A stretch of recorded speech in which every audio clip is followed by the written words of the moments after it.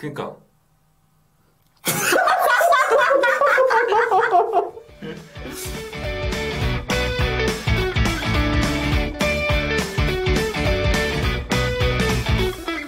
IT가 궁금한 이들의 이야기 아궁이 직군 특집 서버 프로그래머 재밌는 이야기가 여러분을 기다립니다. 자, 안녕하십니까. 저는 아날로그보다 아닌데 난 디지털보다 아날로그를 사랑하는데 디지털보다 아날로그를 사랑하는 프로그래머 야곰입니다. 우와. 이렇게 해드리는 거 맞죠? 그래요. 그래 소개해주세요. 네, 그래. 그래 싱그레. 개발의 기억도 모르는 그래 싱그레 채널을 운영하고 있는 싱그레입니다. 우와. 네, 그럼 저 소개할게요. 네, 왜 자꾸 화면 밖으로 벗어나려고 그래요? 이거 의식되네. 약간 내외하시네. 네, 안녕하세요. 저는 이제 개를 키우고 있는 개발자, 제나톨이라고 합니다. 반갑습니다. 이제 저 하면 되나요? 네, 오늘 게스트를 한 분 모셨습니다. 네, 소개 부탁. 네. 편집 힘들겠는데? 어떻게 해요? 자꾸 오디오 겹쳐서 죄송해요. 저는 스타트업에서 스타트업을 하고 있는 개발자, 노루라고 합니다. 네. 와. 노루님이 놀러 오셨다. 사실 예전에 우리 기획자 노루님이 오셨었잖아요. 네, 그런데 오늘은 또 프로그래머 임노루님께서 방문해 주셨습니다. 동명이인이신 거예요? 왜 노루인 거예요? GitHub 커밋 아이디가 노루예요. 왜요? 그러니까 왜? 이거 얘기하면 조금 그런데 그 고등학교 때부터 별명이 초식동물과였어요. 노루, 두루미, 노루는 조금 고라니는 고라니 가끔 비하하긴 하는데 어쨌든 우리 노루님 오셨는데 노루님 그래도 아까 자기소개 해주셨지만 그래도 조금 더 상세하게 어떤 포지션에서 무슨 일을 좀 하고 있는지 소개를 좀 해주시면 좋을 것 같아요. 저는 일단 스타트업이긴 한데 아웃소싱을 전문으로 하는 이제 SIE를 좀 전문으로 하는 스타트업에서 주로 서버 사이드 설계 쪽 일을 맡고 있는 랭귀지는 이제 코틀린 끼얹은 자바. 해가지고 이제 자바 쪽 서버사이드를 맡고 있는 서버사이드 개발자예요.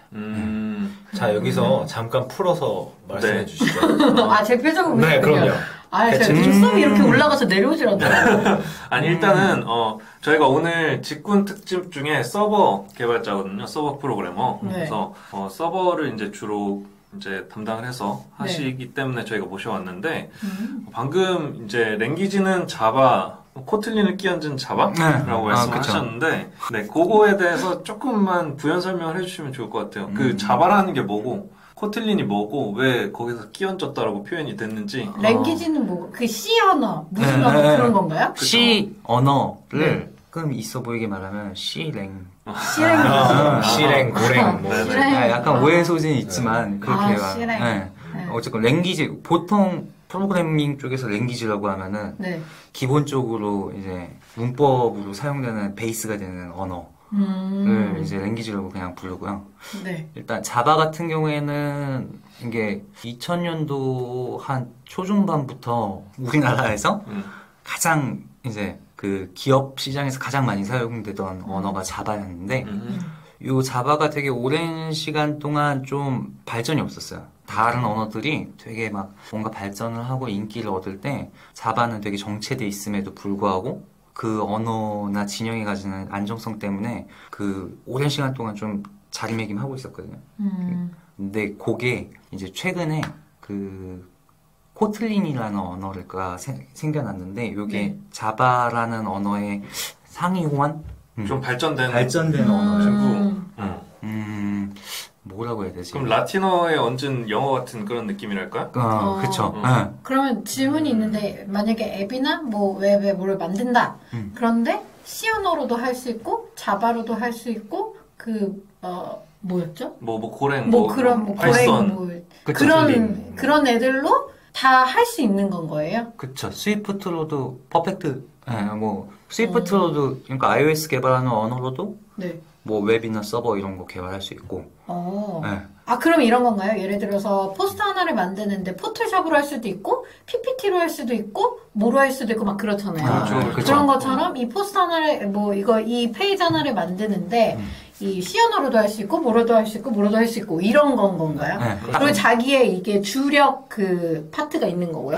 그래. 그쵸. 그렇게 할 수 있고. 그래. 이제 언어마다, 랭마다 약간 뭐 특성들이 다 있어서 어떤 거를 만들 때 어떤 게 더 효율적인지 이런 것들이 다 있어서 이제 그것들을 잘 고려해서 선택하는 경우가 많죠. 그럼 제가 좀 잘 이해를 한 거네요. 그렇죠. 그레이트합니다. 그러니까 어쨌든 이제 뭐로 가도 서울로 가는 건데 이제 그 방법이 뭐 버스를 타고 가느냐, 택시를 타고 가느냐 뭐 이런 게 다른 거죠. 정확하게 이해했습니다. 놀랍네요. 대화의 진도가 1이라면 저는 0.001이라고 보시면 돼요. 아니, 되게 생각보다 원래 거기까지 못 가거든요. 맞아요. 원래 거기까지 못 가. 저 친척들이랑 모였을 때 너 뭐 한 사람이야? 그러면 저 컴퓨터 고쳐요. 그냥 그렇게 맞아. 그렇게 이해하는 분들 그러면 이제 보통 이제 어르신들은 이제 내 컴퓨터 느려졌는데 고쳐줄래? 약간 이런 식으로 접근하시는 분들이 더 많아요. 3만 원 더 주시면은 뭐. 좋죠.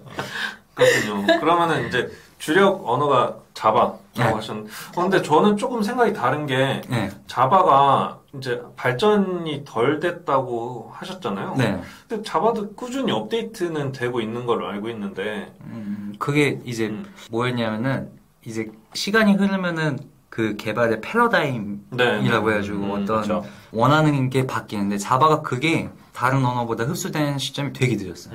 약간 방어적 이런 거 보면 되겠죠? 소위 람다식이라는 것도 되게 늦게 들어왔어요. 다른 언어도 이미 다 생겨서 쓸 만큼 다 쓰고 이거 이제 더 이상 안 써 하고 내버릴 때 자바에 들어왔죠. 그러니까 이제 너무 늦은 감도 있었고 그리고 좀 되긴 했는데 이게 자바를 그 오픈소스로 운영하고 있던 주체가 오라클이었는데 오라클에서 좀 오해의 소지가 있는 발표를 해가지고 그때 또 한번 확 꺾였었죠. 이제 다 유료로 풀겠다. 이 숨은 뜻은 그게 아니었는데 사람들이 자바가 유료가 됐네. 자바 개발자 망했어. 근데 그 베이스가 되는 게 뭐였냐면은 자바가 처음에 이제 시작될 때 코볼이라는 언어가 지면서 자바가 뜨기 시작했었거든요. 그러니까 엄청 옛날 얘기네요. 그런 생각을 하신 분들이 자바 이제 끝났어. 이렇게 접근하시는 분들도 있고 또는 그 언어 진영 그 몇 대 진영이 있어요.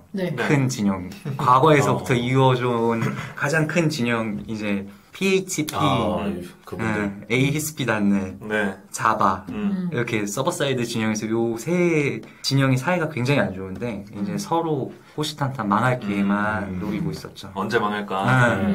근데 이 진영이라는 표현을 쓰니까 되게 놀라시더라고요. 다른 분들은. 맞아요. 무슨 전쟁이냐고. 삼국지인 줄 알았어요. 근데 전쟁 같아요, 실제로 보면 시장에. 또 이렇게 개발 철학이, 아닌가? 결국엔 먹고 살고자 하는 그것들 싸우는 거니까. 그쵸, 전쟁 중입니다. 기업들이 살아남으려고 하는 거니까. 일례도 윈도우 서버를 일단 기업에 넣어놓으면 그 기업은 굉장히 오랜 시간 동안 윈도우 관련된 프레임워크의 개발을 받게 되거든요. 왜냐면 이미 넣어놓은 게 있으니까. 그러면 어느 정도 생계가 보정되죠. 그러니까 진영끼리 싸움이 좀 거세죠. 좀 이야기가 좀 딴 데로 샜는데 이런 좀 어려운 얘기는 좀 뒤로 얘기를 해보도록 하고 그냥 개인적으로 몇 가지 좀 궁금한 것들 먼저 좀 질문을 드릴게요. 그러니까 서버 개발자라고 한다면 이제 뭐 내가 어른들이 아니더라도 친구들한테 서버 개발자는 뭐 하는 사람이야? 라고 얘기를 한다면 어떻게 얘기를 하실 수 있을까요? 이게 되게 좀 어려운 질문이고 생각을 오래 해봤는데 멋있는 답변은 그러니까 탁 듣고 얘 이런 일 하는 사람이구나 이런 답변은 사실 준비를 못했고요. 그러면 살짝 돌려서 아까 전에 저는 이제 아이분과 통화를 하는 걸 봤거든요. 아이한테 내가 아빠가 어떤 사람이야 라고 쉽게 설명해 줄 수 있나요? 어렵다. 너무 어려워. 이게 더 어렵나? 아이한테 그냥 말할 때는 아빠 컴퓨터 선수야. 오. 아빠 컴퓨터 선수야. 선수네. 진짜. 역시 아빠의 지혜. 네. 다 넘어가죠. 그래서 일단 선수, 컴퓨터 선수. 나중에 써먹어야겠다. 이게 아빠지. 멋있다. 이런 거 하면은 그게 뭔지 몰라도 되게 좋아해. 진짜 아빠 미소. 어디 가서 이제 아이가 우리 아빠 선수다. 약간 이렇게 되는 거죠. 맞아. 선생님한테도 우리 아빠 선수래. 컴퓨터 선수야. 좋다. 이렇게 표현해보면 어때요? 너가 뭐 네이버 들어가지? 그럼 거기에서 네이버 들어갈 때 보여주게 만들어주는 컴퓨터 만드는 사람이 이거 너무 어렵나? 네이버. 그렇죠. 그러니까 아니 애기 말고 이제 친구들한테. 친구들한테 일단 서버 사이드 개발자를 설명하려면은 클라이언트 개발자를 이해를 시켜야 되는데 클라이언트 개발자까지는 어떻게 이해를 하는데 클라이언트 개발자가 결국에는 서버 사이드 개발자가 만들어 놓은 어떤 밑판 위에 올라가는 거야. 요거를 이해하기까지가 굉장히 좀 어렵더라고요. 그래가지고 그냥 은유적으로 빗대어 표현하면 이제 건물 올리면은 인테리어하고 외장재 뭐 이런 거는 클라이언트, 프론트 엔드가 이제 담당하고 서버 사이드는 그 안에 벽, 시멘트, 골조, 골격, 뼈대 땅도 평탄하게 고르고 이런 전반적인 작업하는 사람들이 서버 사이드야 그러면 이제 좀 놀라긴 하죠. 헉? 그러면 다 하는 거잖아. 이런 식의 반응이긴 한데. 아니, 클라이언트 개발자로서의 저는 약간 저도 비슷한 생각이긴 한데 저는 약간 자동차로 생각해서 그냥 뭐 겉모습 그럼 뭐 아니면 익스테리어 이런 것들은 저희가 이제 프론트엔드 개발자가 맡고 그거를 실제로 움직이는 엔진의 역할을 이제 백엔드 서버 사이드 개발자분들이 하시는 거라고 생각을 했어요. 네. 그러니까 안 보이는 동력분은 기름 떼고 이제 막 돌리는 건 서버에서 할 거고 이제 뭐 이렇게 우리가 조작을 하거나 아니면 뭐 화면을 보여주거나 하는 건 이제 프론트의 영역이다. 실제적으로 유저들이 몸으로 이제 만져지는 것들, 보이는 것들 뭐 이런 것들로 차이를 생각하고 있어요. 근데 이 클라이언트랑 어떻게 이해가 됐어요? 동공이 어디로 가야 될지 모르겠네요. 근데 이런 건가? 그러니까 들어갔어요. 그러니까 네이버를 딱 들어갔어요. 네. 그런데 네이버라는 화면이 딱 뜨잖아요. 그 화면이 딱 뜨는 그거는 프론트엔드 개발자가 하는 거고, 네. 그리고 그게 뜨기 위한 모르겠네요. 이렇게 보여주기 위해서 네이버에 로그인을 해야 돼. 네. 로그인 창에 아이디를 입력하고 네. 비밀번호 입력해서 버튼을 딱 누르는 순간까지는 클라이언트 개발자. 내 아이디랑 비밀번호 들고 가서 이게 맞아 틀려를 비교하는 건 서버 사이드 개발자. 그 안에서 이렇게 그 백조의 다리가 되주는 거구나. 그렇죠. 이제 제가 클라이언트 쪽이라고 하면은 사용자가 이제 입력을 할 수 있는 이런 화면을 구성을 해주는 거예요. 그러면 사용자가 입력을 해서 딱 전송 누르잖아요. 그럼 내가 이쪽 서버에 가서 이거 맞는지 확인하고 나한테 응답을 보내줘라고 택배 보내는 게 이제 클라이언트에서 하는 일. 지난번에 말했던 그 서버가 이 서버인가요? 그렇죠. 네, 그렇습니다. 그 서버. 그 서버. 어떤 서버를 말했는지 되게 궁금해서. 그때 아마 푸시 노티피케이션에서 관련해서 얘기를 했을 거예요. 그거 되게 어려운 건데 지금 듣고 오셔서 네. 다시 서버에 대해서 복귀하시는 거죠? 그럼요. 들었다고 100% 이해한다고 장담은 못하지만요. 그쵸. 이제 그때 명언을 주셨죠. 이제 서빙의 그 서브라는 의미인지 처음 아셨다고. 그쵸. 갔죠. 그렇죠. 그래서 이제 우리가 요청을 해주면 거기에 대해서 서브 해주는 거죠, 우리한테. 그래서 서버. 그리고 이제 프론트엔드, 백엔드. 그러니까 앞에 글자만 봐도 프론트, 백. 그러니까 앞에 거 하고 뒤에서 안 보이는 거 잘 해주는 거. 약간 이렇게 간단하게도 얘기할 수 있어요. 서버가 백엔드인 건가요? 같은 말인가요, 그럼? 같은 말이라기보다는 좀 더 백엔드가 포괄적이죠. 백엔드의 역할을 하시는. 이게 용어를 자세하게 또 따지고 들어가면은 한 시간 해요. 끝이 없죠.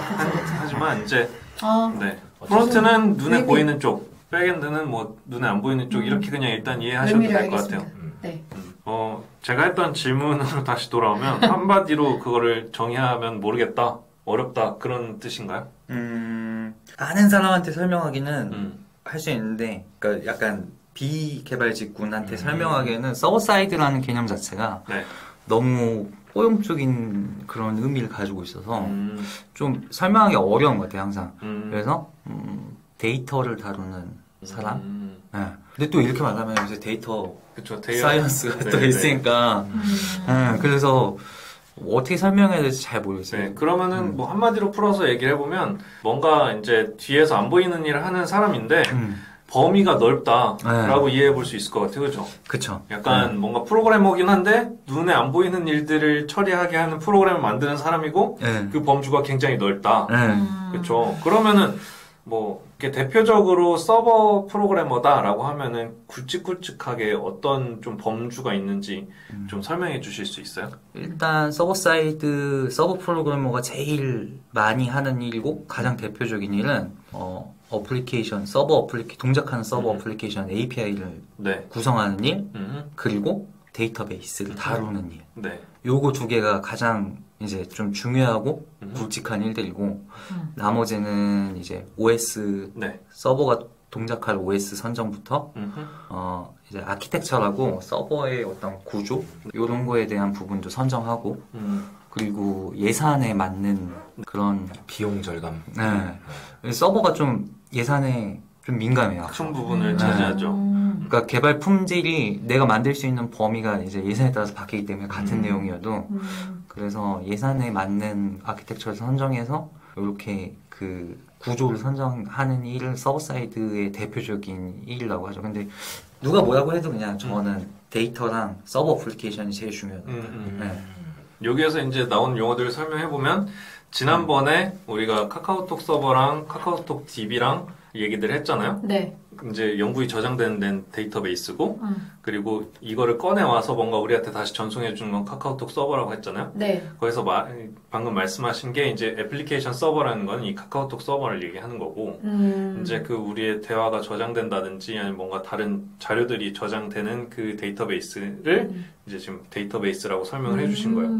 그래서 그 두 개가 지금 가장 중요하다라고 말씀을 해주신 건데 방금 또 하신 말씀 중에 그럼 보면 서버의 비용을 줄이는 것도 굉장히 큰 일 중에 하나라고 말씀하셨고 그쵸. 서버의 아키텍처라고 또 표현을 해주셨어요. 그러니까 서버의 구조가 있다는 얘기잖아요. 그쵸. 그러니까 그 구조라는 거는 우리가 지금 눈에 보이지가 않으니까 좀 어려운 표현인 것 같은데 왜 구조라는 게 좀 필요하고 그런 거를 구성할 때는 어떤 것들을 좀 고려를 하는지 그런 걸 좀 설명을 해주시면 좋을 것 같아요. 그러니까 예를 들면은 단순하게 게시판 하나를 만든다라는 상황이라면은 사실 예산이 뭐 1,000만 원이 있어요. 네. 1,000만 원 가지고도 게시판을 만들 수 있고 1억을 가지고도 게시판을 만들 수 있는데 게시판 그 꼴랑 하나 만드는데요? 네. 이렇게 얘기하면 진짜 화나지.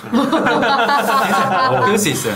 근데 그 꼴랑 게시판 하나에 동시에 몇 명이 접속하느냐는 비용에 달려 있는 거죠. 그러니까 아까 예산에 좀 민감하다고 했던 이유 자체가 처음에 서비스를 시작할 때 우리는 사용자가 많으면은 맥스 뭐 몇만 명 하지만 동시 접속은 몇백 명 정도일 거야 라고 한다면은 사실 저렴한 비용으로 서버를 만들 수 있는데 예산을 되게 많이 제시하면서 우리는 앞으로 10년 동안 뭐 수천만 명의 사람들을 모을 것이고 동시 접속자는 피크가 언제일지는 모르겠지만 유연해야 돼 버텨내야 돼 서버가 죽으면 안 돼 이러면은 엄청 비싼 이제 아키텍처를 택하게 되는 거죠. 여기서 잠깐만 좀 부연 설명을 드리면 서버의 동시 접속이 뭐 몇백 명, 몇만 명 뭐 이게 뭐 얼마나 큰 거냐라고 생각을 해보신다면 이게 뭐냐면 뭐 동시 접속 100명이다라고 하면은 내가 내 컴퓨터에서 한꺼번에 프로그램 100개를 동시에 실행시키는 거예요. 서버로 접속 요청을 보낸다라고 하면 100명이 똑같은 프로그램을 동시에 100개를 열어버리는 거랑 같은 거예요. 그러니까 서버 컴퓨터는 굉장히 부하가 많이 걸리겠죠. 그러니까 이 서버를 100만 명이 왔다 갔다 했는데 그냥 동시에 접속한 사람은 그냥 한두 명 정도밖에 없었다라고 하면은 부하가 그렇게 크지 않죠. 근데 이제 몇백만 명이 접속하는 것도 아니고 한 10,000명 접속하는 건데 동시에 10,000명이 들어와야 되는 서버야. 우리가 이런 경험을 많이 하죠. 그쵸. 언제 하죠? 수강 신청. 그렇죠. 예매할 때나. 예매. 예매. 그런 게 이제 이제 서버의 뭔가 설계에 있어서 굉장히 중요한 포인트가 된다. 그런 거죠. 그리고 뭐 또 하나 얘기하면 뭐 아까 전에 동시 접속자 이런 것도 있겠지만 어떤 게시판은 이미지나 동영상이 올라간다. 그런 경우는 이제 좀 더 그냥 텍스트만 올리는 게시판과는 좀 많이 달라지는 거죠. 요새는 이미지 업로드하면은 서버에서 리사이징을 다 해주잖아요. 네.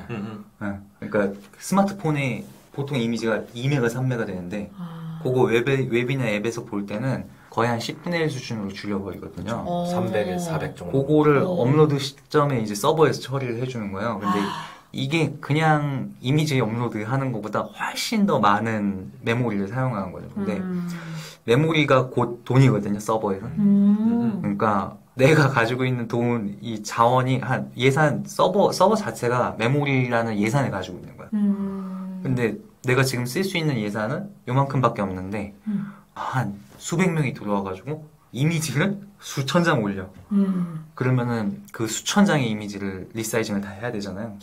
야, 요런 거예요. 그러니까 같은 게시판이지만 네. 주는 돈에 따라서 품질이 달라지죠.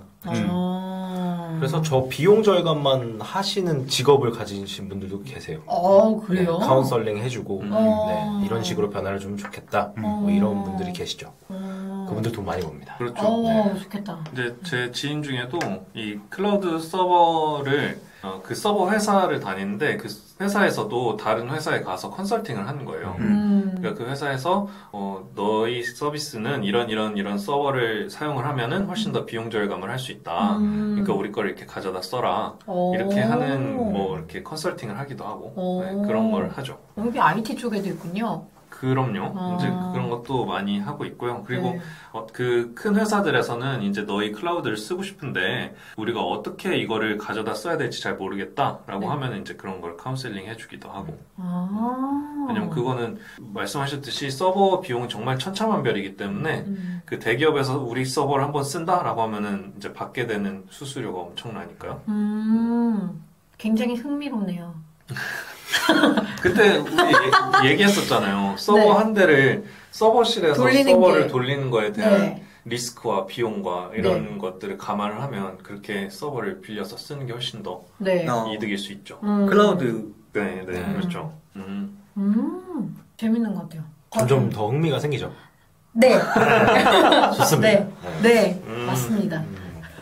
그 아키텍처라는 거는 아까 또 제가 질문 드렸었는데 제가 이해하기로는 아키텍처다라고 하면은 서버 컴퓨터가 한 대만 있는 거 아니라는 생각이 들어요.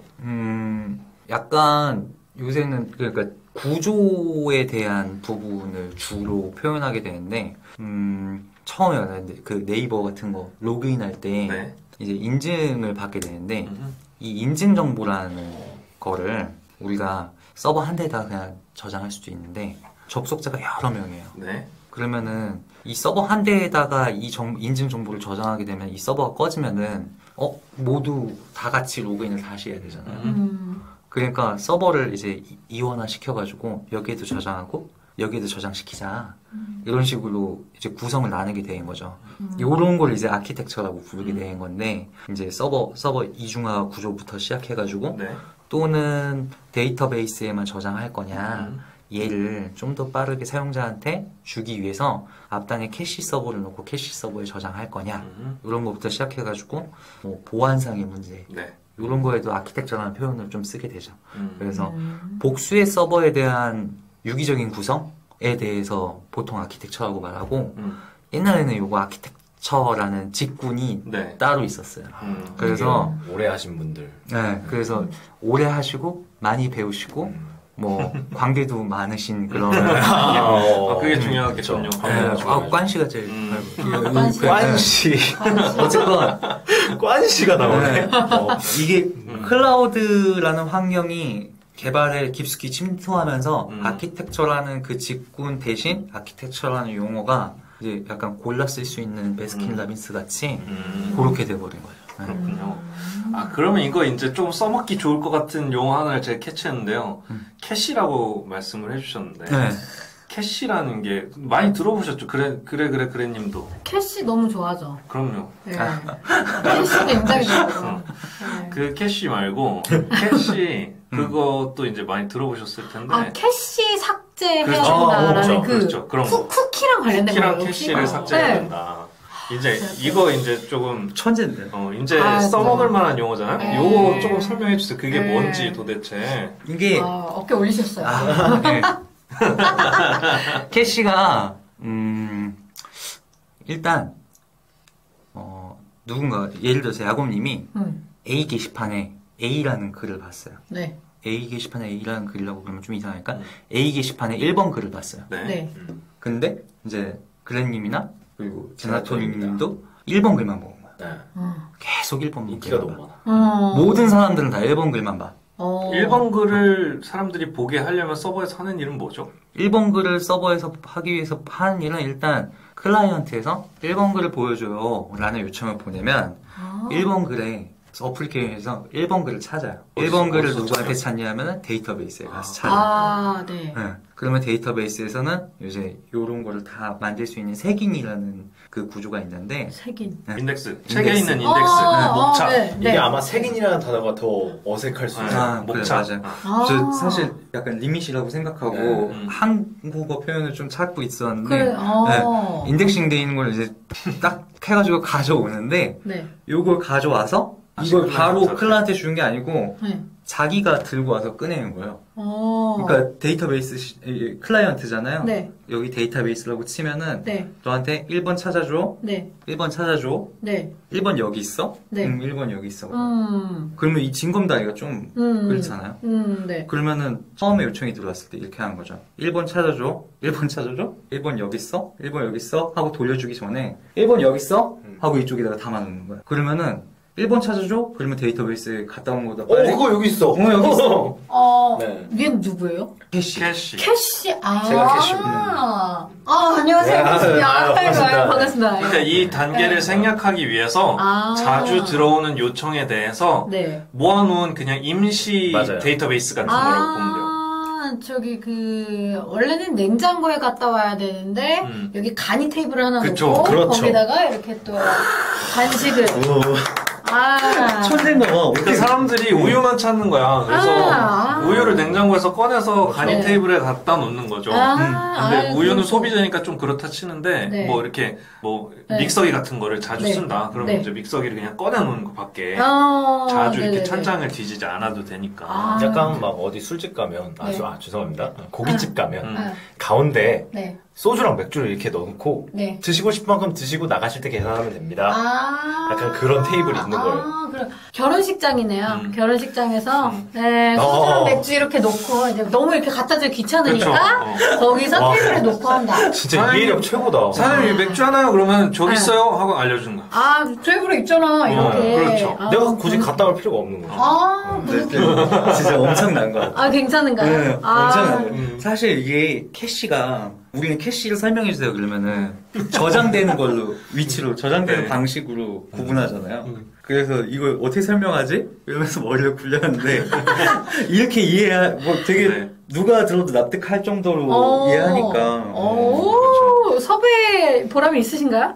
좋아요. 알겠습니다. 나도 저렇게 환하게 웃어줬으면 좋겠다. 그 화면 밖으로 그만 좀 나가세요. 제가 어둡습니다. 라켓님이 안 계셔가지고 제가 굉장히 심란했었는데 다행입니다. 빈자리를 좀. 좋아요. 그래서 이 캐시가 되게 비싸요. 데이터베이스 사촌이라고 생각하면 되는 건데 그러니까 사실 데이터베이스가 있으면 캐시를 쓸 필요가 없어요. 근데 좀 더 빠르게 무언가 또는 자주 쓰는 빈도에 무언가를 넣어놓기 위해서 캐시를 쓰다 보니까 이게 좀 더 비싸단 말이에요. 캐시가 일반적으로 빨라야 되니까 퍼포먼스가 좋아야 되니까 좀 더 비싼데 캐시를 써서 비용이 올라가느냐 그건 또 아니에요. 왜냐하면은 우리가 데이터베이스를 쓰게 되면 데이터베이스를 부를 때마다 돈을 줘야 되거든요.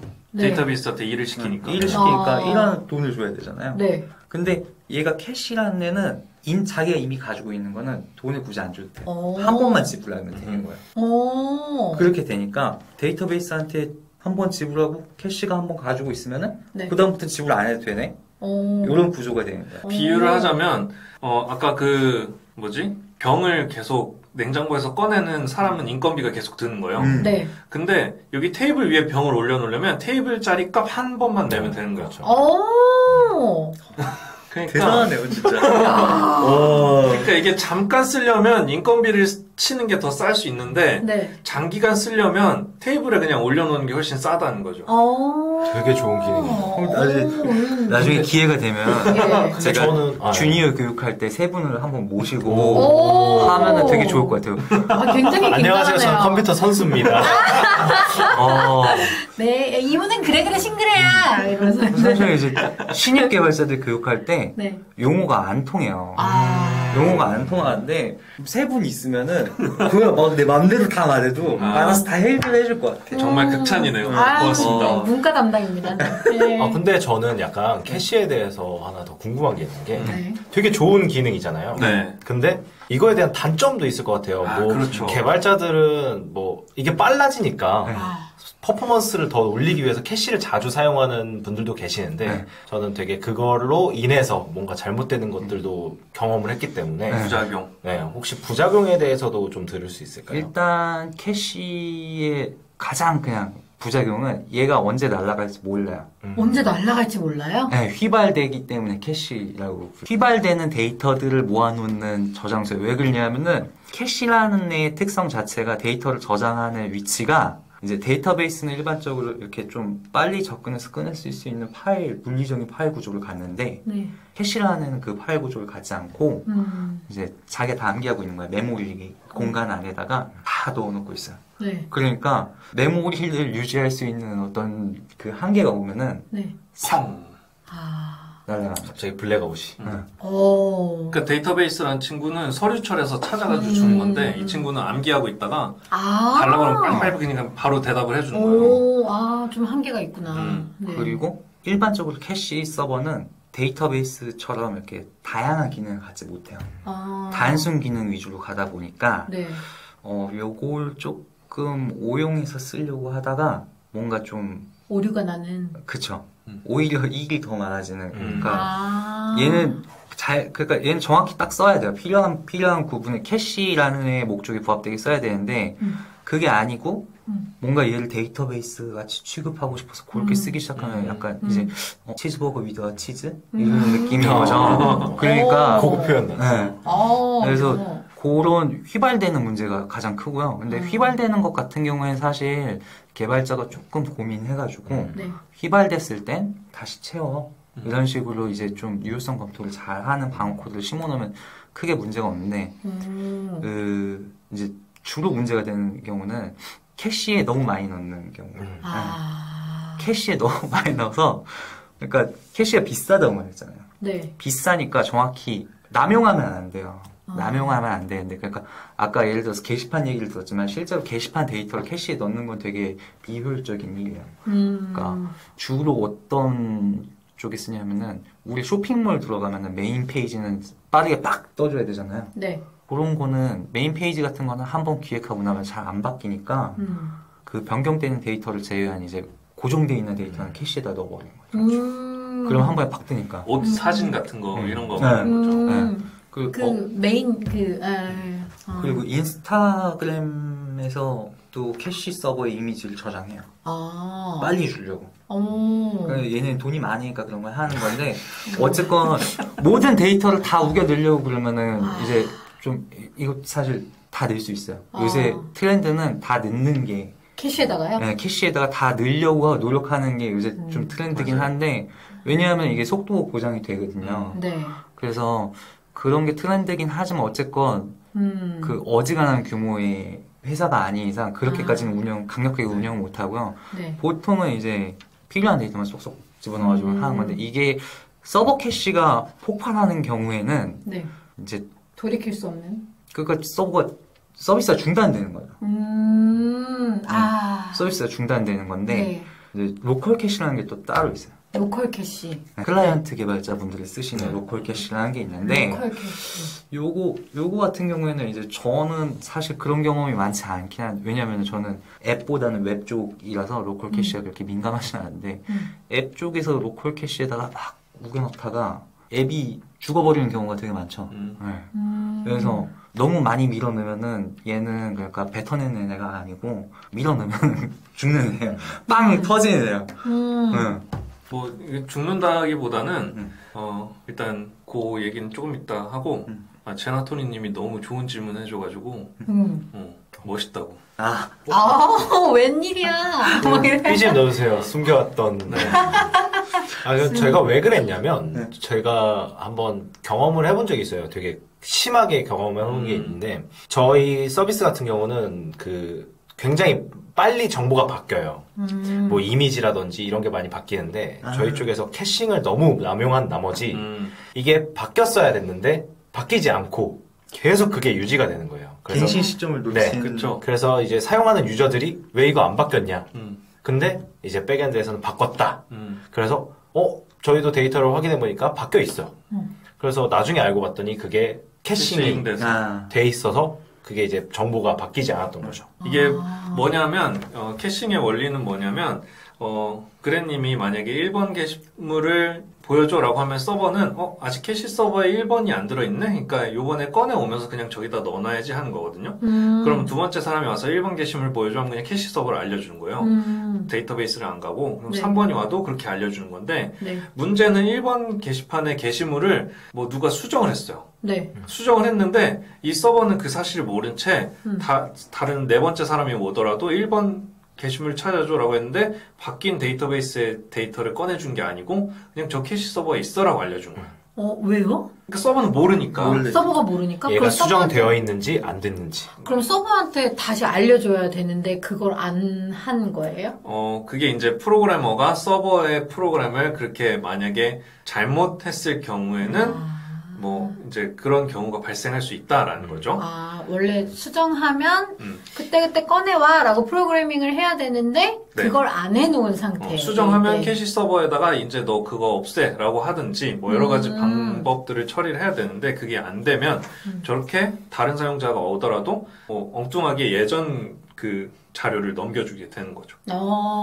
그래서 사람들한테 이거는 로컬 캐시인지 서버 캐시인지는 다를 수 있는데 이건 로컬 캐시에 해당되는 얘기겠네요. 새로 고침을 하세요라고 계속 얘기를 하는 거는 이제 캐시를 서버에서만 하는 게 아니고 로컬에서도 할 수 있어요. 로컬에서 한다는 건 뭐냐면 내 컴퓨터도 이제 서버 왔다가 서버한테 물어보기 귀찮은 거예요. 이제 얘가 맨날 네이버 페이지를 보니까 서버에 물어보기 귀찮으니까 네이버 페이지를 통째로 내 컴퓨터에 잠깐 저장을 해놓는 거예요.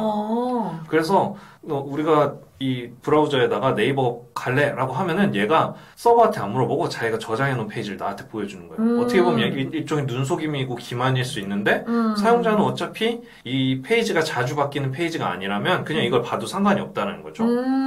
그래서 이제 뭐 게임 홈페이지 같은 데 들어가면은 막 실시간으로 1등 랭킹이 바뀌고 막 무슨 전적이 바뀌고 이러는데 그걸 내 컴퓨터가 임의로 그냥 여기다가 캐싱을 해버렸다. 그럼 나는 이거를 접속할 때마다 새로운 거 보고 싶은데 안 바뀌는 거예요. 그죠? 그러면 그냥 내 컴퓨터에 꺼내 있는 것만 계속 보는 거니까. 그래서 그때 새로 고침을 해라 라고 하는 게 너 이제 네가 갖고 있던 거 보지 말고 서버한테 가서 물어보라라는 뜻이에요. 근데 문제는 서버에서도 캐시 서버를 알려주면 이제 문제가 되는 거죠. 이제 제가 저걸 겪었던 거죠. 그러면은 누가 혼나요? 혼나는데 연대 책임이죠. 캐시에는 이제 TTL이라고 해가지고 Time to Live. Time to Live. 살아있을 시간. 언제 죽을래? 그게 있는데 이제 요 경우는 TTL이 너무 길거나 아예 설정을 안 해거나 무제한 이런 경우예요. 근데 왜 그러냐면은 TTL도 결국에는 돈이거든요. 이 캐시 관련된 게 캐시가 많이 되죠. 왜 그 직업이 따로 있는지 알겠죠. 그 비용이 또 이렇게 절감해야 되니까. 그래서 이 TTL 설정이 너무 짧으면은 사실 프로그래밍 쪽으로 약간 보완해야 되는 부분이 많이 생기기도 해요.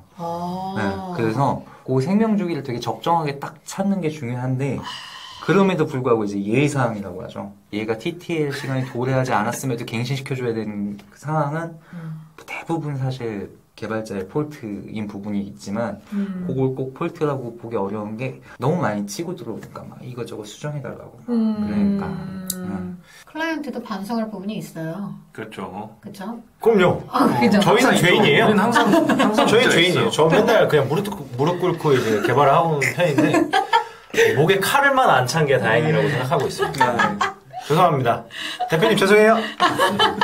네. 혹시 대표님 방송 보세요? 안 보시죠? 보면 안 되죠. 네. 보면 안 돼요. 구독과 좋아요 부탁드릴게요. 네, 맞아요. 우리 구독과 좋아요 그리고 공유, 홍보 좀 부탁드립니다. 좋아요. 그리고 알람 설정까지. 그럼요. 여러분들 꼭 해주세요. 힘듭니다, 저희. 저희는 아닙니다. 요새 핫한 주제를 내놓으려고 죄송합니다. 그런 거 괜찮아요. 되게 민감한 주제. 저희는 앞 광고를 지향합니다. 광고 아니디야? 광고 아니고요? 네. 예. 이거 저희가 돈 주고 사 먹은 거예요. 네. 그렇습니다. 저기 돈 주실 분들은 댓글 남겨주시면 저 감사히 받을게요. 예. 그리고 근데 생각보다 많은 지식을 얻지 않았어요? 그럼요. 굉장히 좋은 비유와 사족 방송. 사실 되게 사적인 거 많이 물어보고 싶었거든요.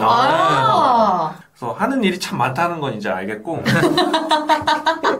이 서버 개발을 하면서 가장 기억에 남는 순간 아니면 성취감? 네, 성취감이라든지 아니면 좋았던 거나 슬펐던 거나 빡쳤던 거나 여러 가지로 분야별로 나눠볼까? 희노애락으로? 일단 좀 기뻤던 적이 슬픈 일이 먼저 희노애락 말고 좀 강렬했던 이벤트 그런 거 좋아요. 강렬했던 이벤트 서버 사이드는 모두 다 겪는다는 그런 약간 유언비어가 있는 게 뭐냐면은 우리가 사실 요새는 그런 게 없는데 데이터를 지우지 않아요. 우리가 삭제 버튼을 눌러도 실제로 데이터는 그 화면에서 사라지는 거지. 실제 데이터가 삭제되는 데는 되게 오랜 시간이 걸려요. 그렇죠. 소프트 삭제를 말씀하시는 거예요. 네. 그래서 실제로 우리 물리적으로 이제 삭제해! 그러면은 왜 지우지 않냐면은 지워도 사실 관계없지만 잘 짜놓은 경관 컴퓨터라면 근데 이걸 지우게 되면은 인덱스를 다시 만들어야 돼요. 근데 이게 퍼포먼스에 되게 좀 심각한 그렇죠. 그런 영향을 끼치거든요. 그러니까 이거를 좀 비유해서 설명하면은 사전을 만들어놨어요. 네. 근데 단어 하나를 지워야 돼. 그러면은 뒤에 있는 거 하나씩 밀려 쓰고 그럼 페이지 수 바꿔야 되고 A, B, C, D부터 다시 페이지 수 앞에 인덱스 해줘야 되고 하는 작업을 내가 할 때마다 서버가 해야 된다는 얘기예요. 그렇죠. 굉장히 좀 마음이 아프네요. 그래서 정말 민감하거나 지워야 되는 정보가 아닌 이상 이렇게 마스킹 처리를 해가지고 데이터를 그냥 이렇게 덮어버려 화이트로 이렇게 화이트 덮어버리거나 그런 것만 처리하지 실제로 지우진 않아요.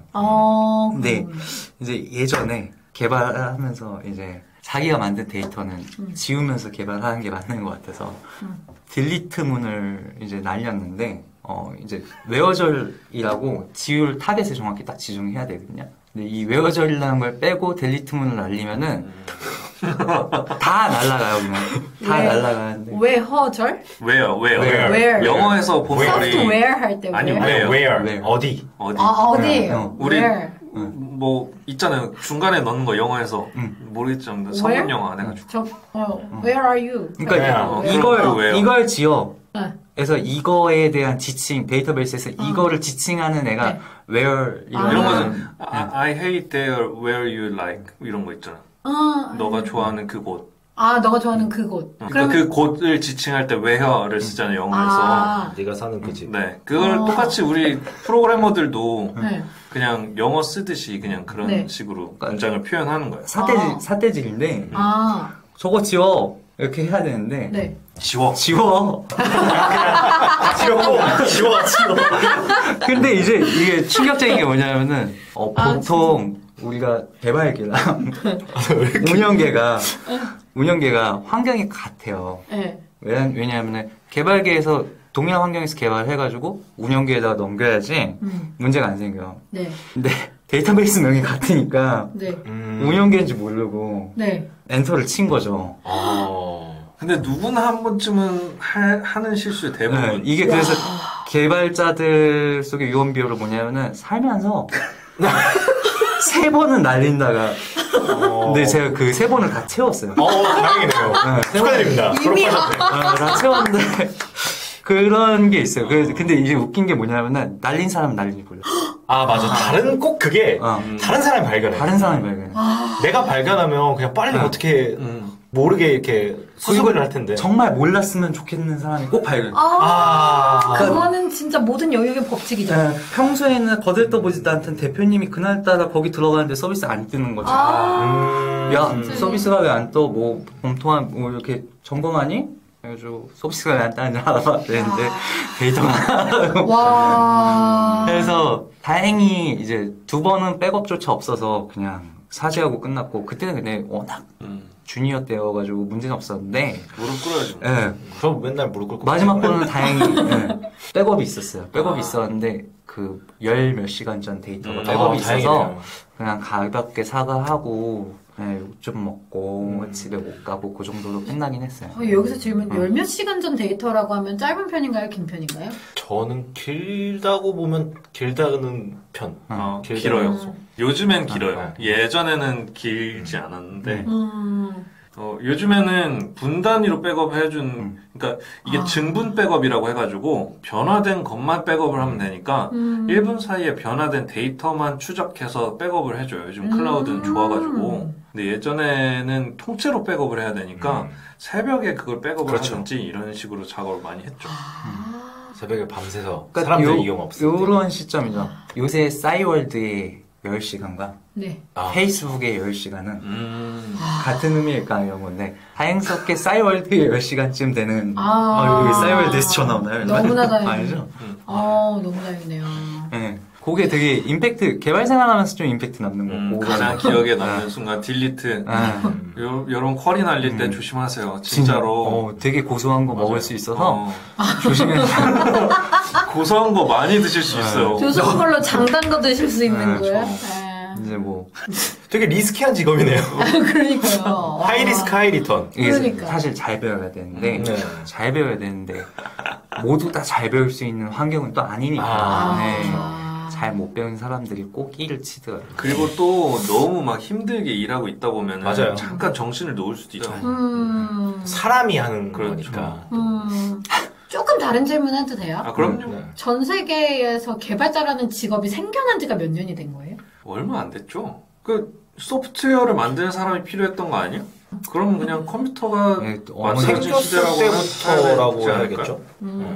컴퓨터가 생겼을 때. 어쨌든 컴퓨터를 개발하는 사람도 개발자였을 거니까. 한 2차 세계대전쯤. 개발자의 기원. 그러겠네. 튜링 패턴. 앨런 튜링 선생님도. 옛날 교과서에서 본 것 같아요. 앨런 튜링. 계속 나와요. 저희 방송에서 지금 최다 출연하신 분 같아요. 그래요? 인물로서. 그 기술 가정 책에 있던 거 맞나요? 그래요? 아닌가? 뭐 기술이니까 있을 수 사회인가? 있어요. 아무튼 뭐 근현대사일 수도 있고. 근현대사. 근데 저 사실 그 도루마무 연기하신 그 분 있잖아요. 저는 항상 그 보이 아저씨. 튜닝 얘기 나오면 항상 그분이 연기하셔가지고. 스트레인지? 닥터 스트레인지? 닥터 스트레인지. 그렇습니다. 그럼 제일 이벤트가 빡셌던 순간은 딜리트를 날렸을 때. 내 자신도 모르는 딜리트. 듣기만 해도 약간 저도 심쿵하네요. 그게 이제 일하면서 가장 힘든 순간과 좀 동치되나요? 아니요. 그건 아니고요. 그건 이따 들어보도록 하고. 그럼 또 다른 임팩트는 뭐가 있어요? 또 다른 임팩트는, 아니면 이래서 내가 가장 보람찼다. 아니면 가장 너무 흥분된 순간이야. 약간 서버 개발자 하길 잘했다. 댓글 때문에 서버가 죽은 적이 있어요. 잘했다. 갑자기 또 슬픈 얘기고. 잘했다 이거 아니에요? 그러니까 댓글 하나에 접속자가 동시 접속자가 한 몇천 명 됐고 총 조회수가 거의 몇 천만 건 정도 됐었는데 잘 돼서 그런 거죠. 약간 성지순례 느낌도 있긴 했었는데 그것 때문에 서버가 죽은 적이 있었는데 살리면 죽고 이게 뭐 어디 포털에 막 그 댓글 링크가 올라와 있었나 그런 것도 있었는데 어쨌건 좀 민감한 주제여서 죽일까 살릴까 하다가 어쨌건 삭제는 하지 않고 접근도 차단하지 않고 살려야 된다. 근데 이 댓글 하나 때문에 서비스가 계속 죽으니 어떻게든 해결을 해야 된다. 해가지고 해결을 한번 한 적이 있는데 그때 네. 약간 희열감. 엄청 희열감이죠. 엄청 희열감인 게 왜 그러냐면은 물리적으로 설계를 바꿨어요. 데이터 설계를 그 수를 포용할 수 있게 바꿨어요. 그리고 서버도 분리했어요. 근데 그게 한 3일 만에 이루어진 작업이었거든요. 그때 좀 희열감 그리고 이제 자괴감. 이걸 3일 안에 해냈다니. 약간 모든 개발자들이 항상 이런 거에서 성취감이랑 희열감을 느끼는 것 같은데 자기가 생각한 것들이 막 상상한 것들이 있어요. 이렇게 하면 될까? 했을 때 딱 되면 그것 때문에 저는 개발자 계속 하고 있는 것 같아요. 네. 근데 이거 너무 자주 해주면 안 돼. 맞아요. 그게 빨리 되는 줄 알아. 이거를 자주 해주면 이제 지금 할 수 있지? 이거 선수들만 할 수 있는 거거든. 너는 해결할 수 있잖아. 난 들어갈게. 이렇게 되는 거. 저번엔 3일 걸렸는데 이번엔 이틀 되겠지 뭐. 좀 더 땡길 수 없을까? 지금 표정 안 좋아진다. 안 좋아져요. 안 돼. 그렇게 될 수 있죠. 그렇죠. 어디나 마찬가지. 클라이언트가 있는 곳은 모두 그런 것 같아요. 그죠? 그렇죠. 클라이언트 때문에. 혹은 상사. 그렇죠. 전 저희 상사 좋아요. 그럼 그 얘기가 나온 김에 제일 빡쳤던 순간은? 빡쳤던 순간. 진짜 이성의 끈을 놓을 뻔했다. 놓았다. 예측 한번 해볼까요? 어떤 거? 아니요, 그냥 저희가 만약에 있으면. 저는 만약에 노루님 부사수가 딜리트 엔터. 그건 이제 사실 내가 한 짓을 남이 또 하잖아요. 네. 너 그렇게 봐줄 수 있어. 나도 했으니까. 나도 했으니까. 이미 3번 채우셨으니까. 근데 안 했다고 하는 거야. 그거 안 되지. 그러니까. 좋다. 근데 아니 내가 딱 봤는데 안경을 안 쓰고 있는 거야. 그래서 말을 못했어. 아니 여러분들 이게 되게 웃긴 게 저희가 녹화를 하다가 중간에 끊겼어요. 그래서 저희가 다시 이어가려고 하려다가 지금 좀 이렇게 터진 상황인데 그래서 정리를 해보면 언제 제일 빡치셨냐? 네. 그렇죠. 내가 가장 화났었을 때 그 얘기를 하다가 끊겼어요. 잘린 부분을 제가 다시 얘기하면 이제 아까 전에 딜리트 얘기를 했었잖아요. 그래서 부사수가 딜리트 누르고 엔터를 쳤는데 나는 건든 게 없어요. 이럴 때 빡칠 수가 있겠다라고 얘기를 했었죠. 저 같으면 진짜 빡칠 것 같아요. 박살내야 돼. 아주. 진짜 그런 경험 있으세요? 부사수가? 네. 그런 경우, 근데 좀, 그러니까, 부사수라고 하기보다는 같이 협업하시는 분들이, 아직은 그냥 제대로 그냥 말해주세요. 돌려 말하면은 피해가 커질 걸 알고 있기 때문에 그냥 제대로 말하면 사실 약간 조증이 있어서 타이밍만 잘 잡아서 말하면은 사실 그리고 저도 엄청 실수 많이 하거든요. 그러니까 같이 협업하는 분들한테 굳이 그렇게 박하게 할 필요 없죠. 계속 일할 건데. 그렇죠. 안 보고 살 것도 아니고. 근데 이제 외부에서 가끔 들어오신 분들한테는 좀 박할 때가 있어요. 그럴 수 있죠. 개인적으로 그럼 이제 일하다가 제일 화난 순간.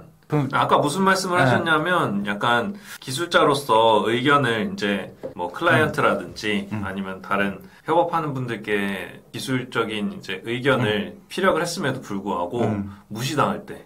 무시당할 때. 정확히 얘기하면은 이제 좀 처세술에 능한 사람, 그러니까 항상 정치 잘하는 사람, 항상 파지티브한 모습을 보여서 좋은 평가를 쌓아가시는 분들이 피해를 줄 때가 많다. 실질적으로 그런 피해를 입는 경우가 있다. 용 같은. 그쵸. 있어요. 그러고선 자기는 일에서 쏙 빠지고. 맞아. 누구 생각나시나 봐요? 그냥 있어요. 맞아요, 그거요. 되게 파지티브하게 대답 잘해놓고 그거 왜 못해요? 할 수 있어요. 충분히 할 수 있어요. 아무것도 아니에요. 쉬워요. 해놓고 자기는 안 해. 실질적으로 작업하는 사람들은 이 의견을 최대한 피력을 했음에도 불구하고 무시당할 때. 굉장하죠. 네, 아까 그런 생각 들 때 많거든요. 왜냐하면 회사 내에서 이제 주로 경영권을 가지고 있는 대표님들이나 기획자들한테 이렇게 네거티브하게 굴면은 사실 안 좋아해요. 그렇죠. 그렇죠. 이게 내 점수 내가 깎아먹는 건데 그럼에도 불구하고 조금 더 한 번 더 고민해 본다라는 게 좀 감정적으로 잘못돼서 네거티브하게 보여지는 건데 이게 사실 나 혼자서 좀 고생 덜 하자고 그런 건 아니거든요. 다 같이 좋자고 다 같이 좋자고 하는 건데 뭐 그 파지티브 하신 분 긍정적인 답변으로 이제 시원시원하게 대답해서 점수 따시는 분도 물론 회사를 위해서 하셨겠지만 정말 그 지분이 회사 지분보다 자기 지분이 적었냐 약간 이런 거네요. 네 열심히 해보겠습니다. 누가 얘가요 이렇게 되는 거예요. 딱 이거야. 진짜. 근데 이런 경험은 다 하는 것 같아요. 맞아요. 정말 만유인력의 법칙이죠. 뭐 이렇게 했을 때 이거 돼요 하시는 분들이 계시는데 제가 경험한 바로는 이거 돼요 다 돼요 하시는 분들 중에 거의 한 90%는 그냥 선무당 맞아요. 그리고 나서 이제 어쨌든 뭐 뭔가 개발을 할 때는 팀 단위로 하니까 누군가는 해주겠지. 이런 것들을 하시는 분들도 꽤 있어요. 물론 뭐 된다고 진짜 책임지는 분들, 멋진 분들도 계시지만 좀 그런 것 때문에 상처 많이 받잖아요. 그쵸. 왜 그러냐면은 뒤에서 그거 되는데 이렇게 한번 해볼래요? 라고 목소리를 내면은 맞아요. 듣는 사람이 사실 상처받는 경우가 있어서 저는 키보드를 뺐거든요. 뺏어서 이제 코드 쳐서 돌아가는지 한번 확인해보고 그래가지고 돌아가면은 이렇게 합시다라고 한 스타일이긴 한데 그런 거에 무신경하면은 좀 그럴 것 같아요. 이렇게 직접적으로 보여주시는 분들이 있는 반면에 뭔가 남들이 그냥 잘 모르시는 분들 뭐 기획자분들이나 디자이너분들이 껴있는 그런 회의석에서 이거 그렇게 하면 되지 않아요? 이런 분들이 있어요. 와. 요거 욕하면 삐 처리 해주나요? 안 돼요. 그냥 자체뼈 삐. 그래요. 그럼 좀 우울한 얘기는 좀 접어두고 잠깐 쉬었다가 다시 돌아오도록 하겠습니다. 구독과 좋아요 부탁드릴게요. 와. 알람 설정.